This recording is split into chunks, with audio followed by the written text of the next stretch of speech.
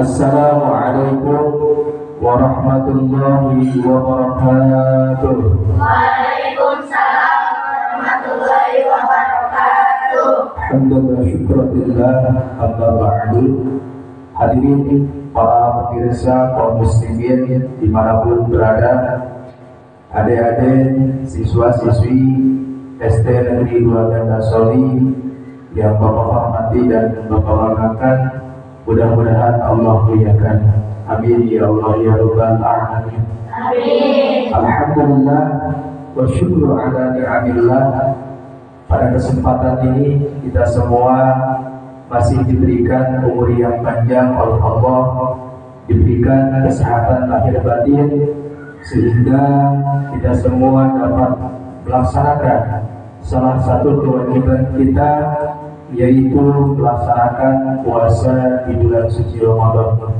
Mudah-mudahan amaliyah puasa di bulan suci Ramadan yang sudah kita kerjakan dan yang akan kita kerjakan nanti semuanya diterima oleh Allah Subhanahu wa taala. Amin ya Allah ya Rabbal alamin. Amin.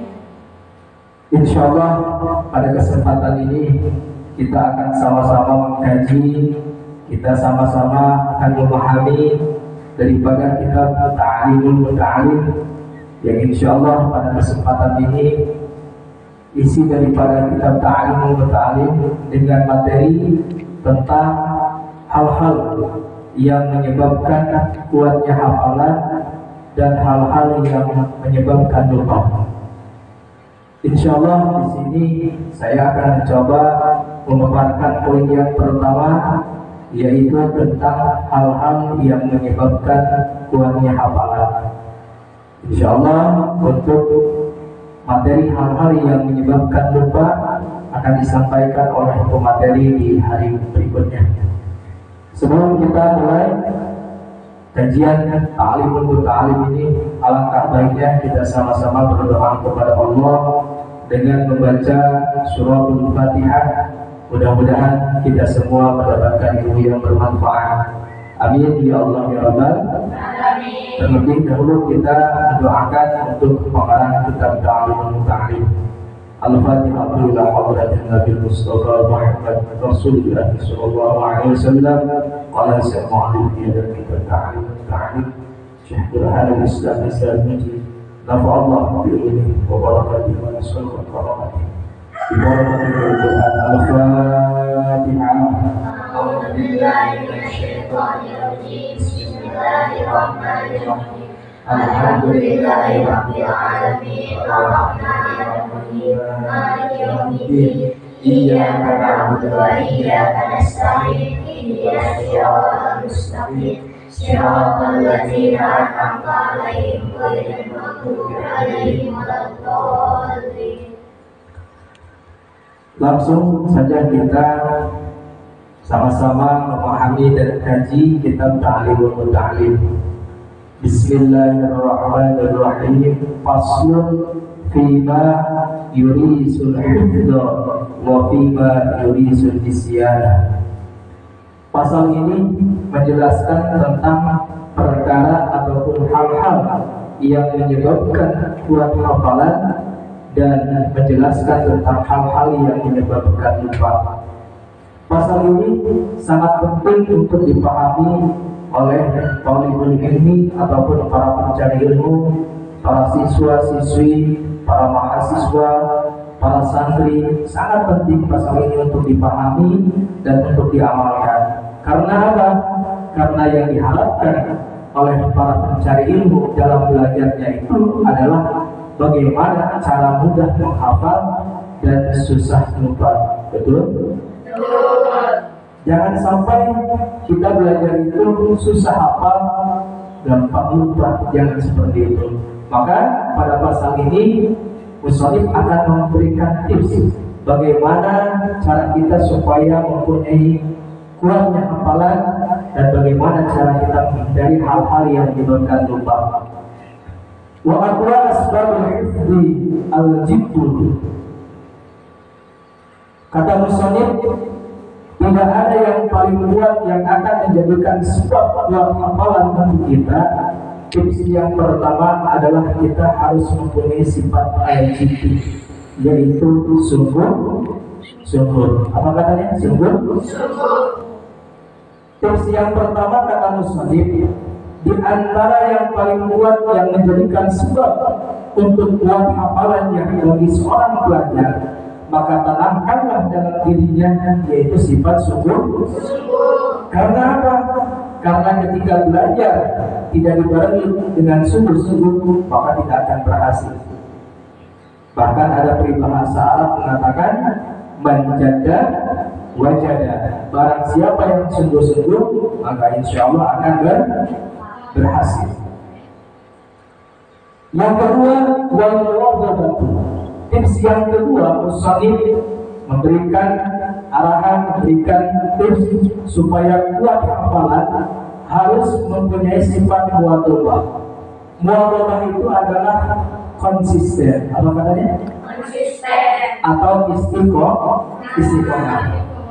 Seorang pelajar ketika mencari ilmu harus mempunyai sifat istiqomah ataupun konsisten. Karena apa? Karena dengan sifat istiqomah ataupun konsisten, maka insya Allah seorang pelajar akan mampu menguasai satu keilmuan, akan mampu memahami satu keilmuan. Misalkan kalian ingin menghafal juz 30 ataupun juz amat, maka yang harus kalian lakukan adalah di setiap hari, di setiap pagi lakukanlah pembacaan surah-surah pendek minimal satu hari 2 ayat atau satu hari 3 ayat. Maka ketika dilakukan satu hari 2 ayat, maka hari-hari berikutnya terus 2 ayat. Itulah sifat istiqomah. Malah peribahasa Arab mengatakan kotrotan Rasulullah, setetes demi setetes lama-lama menjadi lautan.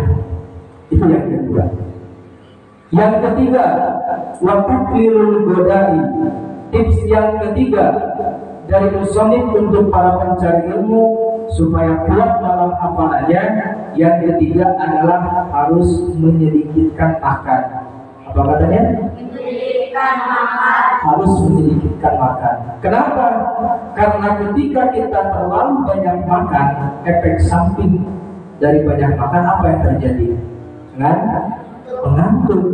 Kira-kira belajar akan konsentrasi tidak kalau kita banyak makan?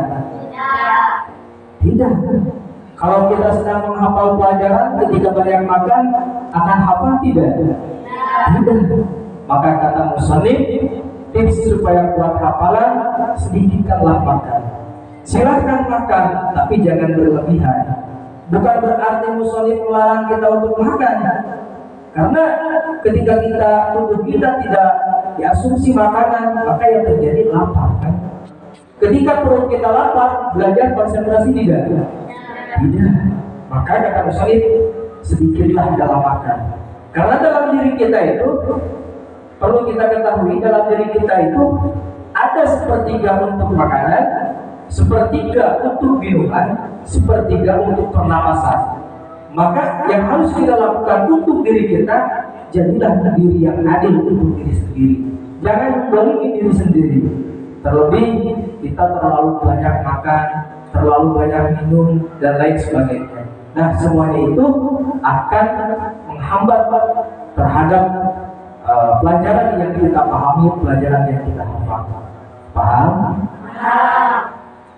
Untuk selanjutnya, wassalatul laili.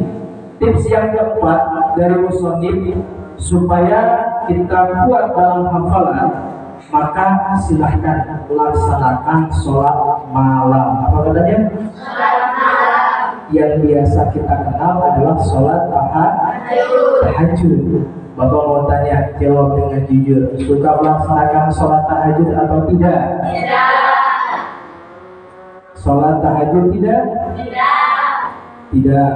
Tidak apa-apa. Tapi ini untuk bekal kalian di masa yang akan datang, bahwa ketika kita ingin mempunyai kuat hafalan, silahkan laksanakanlah sholat tahajud. Pak, apakah sholat tahajud tahajud itu dilakukan oleh seorang pelajar saja? Tidak. Bahkan sholat tahajud itu harus dilakukan oleh semua kalangan, baik seorang pelajar, baik orang dewasa, baik orang tua dan lain sebagainya. Karena sholat tahajud merupakan bagian daripada sholat sunnah yang dianjurkan oleh Nabi Muhammad SAW. Bahkan faedah daripada sholat malam atau sholat tahajud untuk para pencari ilmu selain daripada memperkuat hafalan, faedahnya itu supaya para pencari ilmu berhasil dalam mencari ilmunya, sukses akan cita-citanya. Maka silahkan suatu saat kalian sudah besar nanti, maka belajarlah melaksanakan sholat tahajud minimal 2 rakaat, karena itu merupakan bagian daripada kunci kesuksesan dalam mencari ilmu. Bahkan Allah Subhanahu wa taala berfirman dalam Al-Qur'an, wa minal laili fatahajjat bihi nafilatan lak asa an yab'asaka rabbuka maqaman mahmuda. Dan di antara sebagian malam laksanakanlah sholat, laksanakanlah tahajud, itu sebagai nilai tambahan dalam ibadah. Karena apa? Asa ayyakuna asaka rabbuka, mudah-mudahan Allah mengangkat derajatmu ke tempat maqam mahmuda, ke tempat yang terpuji. Maka kalau sonib sekali lagi tips yang keempat, supaya kita mempunyai kuat hafalan, silahkan laksanakan sholat tahajud. Kemudian wa qira'atul Qur'an min asbabil hifzi. Untuk selanjutnya, musannif memberikan tips supaya kita kuat dalam menghafal, mempunyai hafalan yang kuat. Maka silahkan baca Al-Qur'an. Baca Al-Qur'an. Apalagi sekarang momentum di bulan Ramadan, hampir di setiap tempat, hampir di setiap masjid, hampir di setiap majelis ta'lim itu ramai membaca Al-Qur'an. Bapak mau tanya, kalian sudah berapa juz membaca Al-Qur'an? 5, 25. Ada yang sudah 5 juz, 9. Ada berapa lagi? 3 dan lain sebagainya. Bapak. Nah, ternyata kata musannif bahwa membaca Al-Qur'an itu adalah di antara sebab untuk menguatkan hafalan kita. Bahkan dalam sebuah penelitian itu dikatakan, ketika seorang pelajar membaca Al-Qur'an pada waktu petang, terlebih setelah sholat maghrib, kemudian pada waktu pagi setelah sholat subuh, maka itu akan meningkatkan kecerdasan sampai 80%. Itu menurut dari sebagian penelitian. Maka kata musannif bahwa di antara sebab yang menguatkan hafalan itu untuk para pencari ilmu adalah silahkan laksanakan membaca Al-Qur'an. Qila laisa syai'un azyada lil hifdzi min qira'atil Qur'ani nadhran. Bahkan dikatakan dalam satu maqalah, dalam satu qaul para ulama, dikatakan tidak ada perkara yang menambah akan hafalan daripada membaca Al-Qur'an nadhran. Membaca Al-Qur'annya itu sambil dilihat. Apa katanya? Membaca Al-Qur'annya sambil dilihat. Kenapa? Wal qira'atul Qur'ani nadhran afdalu. Karena membaca Al-Qur'an sambil dilihat itu lebih utama. Pak, saya hafal Al-Qur'an juz 30, alhamdulillah. Tapi saya membaca Al-Qur'annya tidak melihat Al-Qur'an. Bagus tidak? Bagus. Tapi ada yang lebih bagus dan ada yang lebih utama ketika membaca Al-Qur'an, Al-Qur'annya sambil dilihat. Pak, saya hafal Yasin, ketika ada acara ataupun apa disuruh membaca Yasin, saya membaca Yasinnya tidak melihat Al-Qur'annya ataupun Yasinnya. Bagus tidak Pak? Bagus. Tapi ada yang lebih bagus dan lebih utama adalah membaca Yasinnya sambil dilihat dan lain sebagainya. Bahkan liqaulihi alaihi salatu wassalam afdalu a'mali ummati qira'atul Qur'ani nadhran. Bahkan kata Rasul, yang paling utama amal-amal umatku adalah membaca Al-Quran sambil melihat. Bapak mau tanya kepada kalian, jauh yang tidur tadi malam tadarus tidak? Tadi pagi tadarus tidak? Ada yang tadarus, ada yang tidak. Silakan. Yang terpenting di setiap harinya kalian harus mencoba menyempatkan waktu untuk membaca Al-Quran. Jadi sekali lagi di antara yang menyebabkan kuatnya hafalan itu adalah membaca Al-Quran.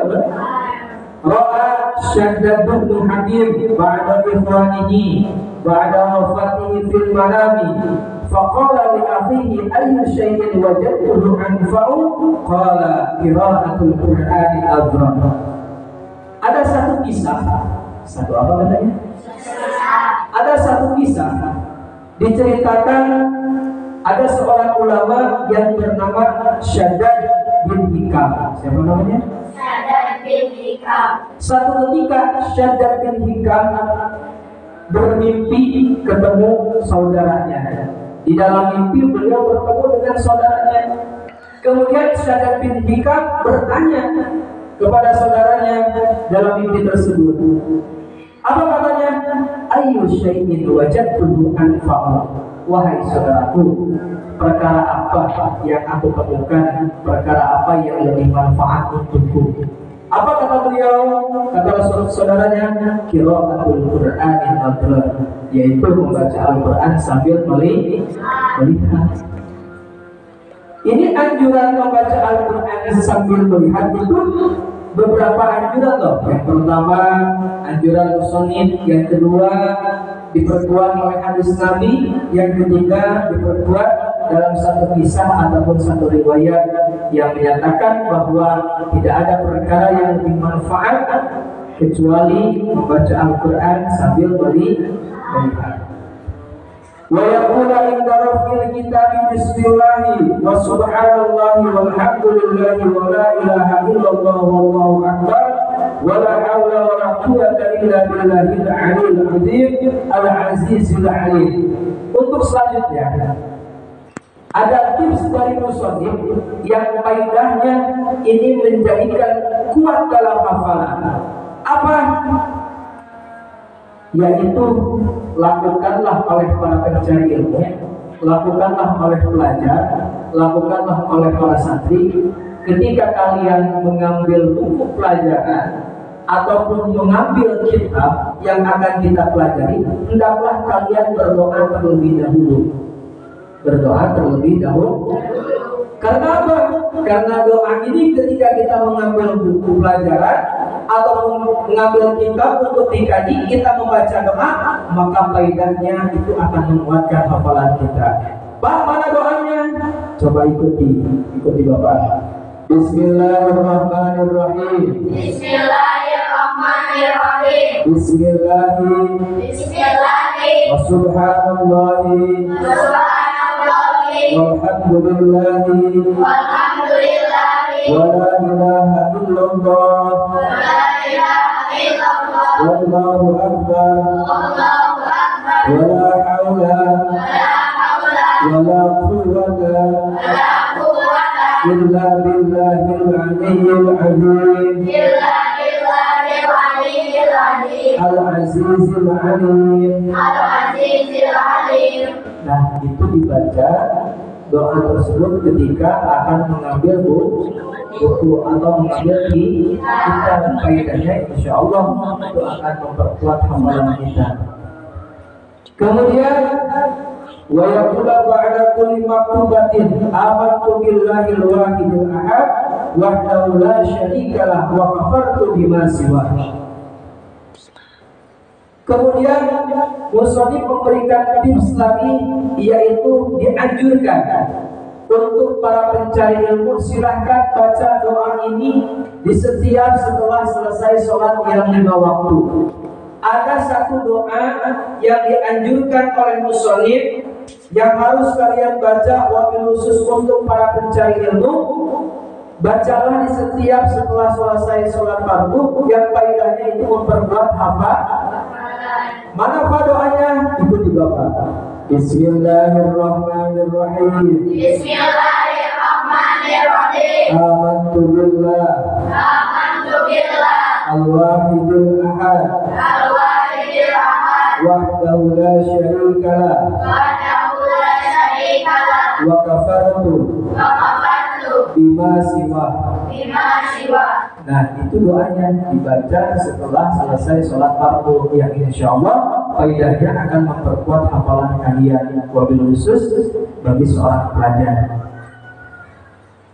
Paham? Lanjut. Wa yusaru as-salata 'ala nabi 'alaihi salatu wassalam fa innahu dzikrun lil alamin. Selanjutnya yang harus dilakukan oleh para pelajar sekaligus tips dari musonif supaya kuat dalam hafalan, silahkan memperbanyak membaca sholawat kepada siapa? Kepada junjungan Nabi besar kita Nabi Muhammad Sallallahu Alaihi Wasallam. Karena apa? Karena Nabi Muhammad itu adalah rahmat bagi seluruh alam. Bapak mau tanya, kalian suka membaca sholawat? Sehari semalam berapa kali? Terhitung tidak? Tidak. Pak, sholawat apa yang harus kami baca? Terserah. Banyak kan baca sholawat itu. Sholawat yang paling pendek itu sholawat Jibril. Sallallahu ala Muhammad Sallallahu alaihi wasallam Sallallahu ala Muhammad Sallallahu alaihi wasallam. Allahumma shalli wa sallim wa barik. Faidah membaca salawat itu bukan hanya supaya kuat dalam hafalan, tapi dengan harapan kita memperbanyak salawat itu kita ingin mendapatkan syafaat bagi dari Nabi besar Muhammad Sallallahu Alaihi Wasallam. Selanjutnya, mula syi'arun syatautul ila wa min su'ahifni fa'arsyadani ila tarkil ma'asi. Diceritakan dalam satu syairan, satu apa katanya? Syairan itu satu lagu, tapi berbentuk bahasa Arab. Syatautu ila wabi'in su'ahifni fa'arsyadani ila tarkil ma'asi. Ada seseorang yang mengadu kepada Syekh Waqi. Kepada siapa? Syekh Waqi. Kalau tidak salah, ini dalam sejarah dikatakan Imam Syafi'i. Siapa? Imam Syafi'i. Kalian pernah dengar Imam Syafi'i? Pernah. Imam Syafi'i itu kalau kita lihat dalam sejarah mempunyai hafalan yang sangat luar biasa. Imam Syafi'i itu kalau membaca buku yang sebelah kanan, yang sebelah kiri ditutup, yang sebelah kiri ditutup. Kenapa Pak? Kalau Imam Syafi'i membaca buku yang sebelah kanan, membaca kitab yang sebelah kanan, yang sebelah kiri ditutup. Kenapa? Karena ketika Imam Syafi'i membaca kitab yang sebelah kanan, kalau yang kiri tidak ditutup, itu yang kiri sudah hafal. Itu kelebihan Imam Syafi'i. Makanya ketika Imam Syafi'i membaca buku, yang kanan dibaca, yang kiri ditutup seperti itu. Karena kalau tidak ditutup, ketika membaca yang kanan, yang kiri sudah hafal. Itu di dalam satu kisahnya. Kemudian ada kisahnya lagi. Imam Syafi'i itu kalau berjalan melewati keramaian, beliau suka tutup telinga. Tutup apa? Telinga. Karena apa Pak? Karena kalau Imam Syafi'i berjalan di keramaian, tidak tutup telinga, apa yang beliau dengar semuanya hafal. Semuanya hafal. Itulah kehebatan Imam Syafi'i. Tapi satu ketika Imam Syafi'i bermasalah dalam hafalannya. Bermasalah dalam apa? Hafalannya. Sampai-sampai Imam Syafi'i mengadu ila waqi'in kepada Syekh Waqi. Kepada siapa? Syekh Waqi. Kalau bahasa kita, wahai tuan guru, wahai ustaz, wahai kiai, saya mau bicara, saya mau curhat. Kenapa? Saya mendapat masalah dalam menghafal. Yang biasanya dalam menghafal cepat, sekarang saya jadi lambat. Apa arahan daripada Syekh Waki? Fa'arsadani ila tarkil ma'asi. Maka silahkan tinggalkanlah maksiat. Jadi arahannya adalah supaya meninggalkan maksiat. Maksiat itu apa? Maksiat itu melakukan sesuatu yang dilarang oleh agama. Itu maksiat. Setelah melakukan sesuatu yang tidak ada aturannya dengan agama, itu maksiat. Kenapa Imam Syafi'i seperti itu? Karena satu ketika diceritakan dalam sejarahnya, satu ketika Imam Syafi'i sedang berjalan, beliau melihat perempuan di depan, kemudian betisnya kelihatan oleh Imam Syafi'i. Nah, itu yang menjadi rusaknya ataupun terhambatnya Imam Syafi'i dalam menghafal. Makanya perempuan harus bisa menjaga, begitupun laki-laki harus bisa menjaga, supaya kalian dalam menghafal ataupun memahami satu keilmuan tidak ada masalah sedikit pun. Paham? Nah, itu yang dilakukan kata guru Syekh Waki adalah tinggalkanlah maksiat. Kenapa? Fakinnal hifdha fadlun min ilahi wa fadlullahi la yu'ta li 'asir. Karena sesungguhnya hafalan yang namanya pemahaman ilmu itu adalah anugerah dari Allah. Sedangkan yang namanya anugerah Allah itu tidak akan pernah diberikan terhadap orang yang bermaksiat.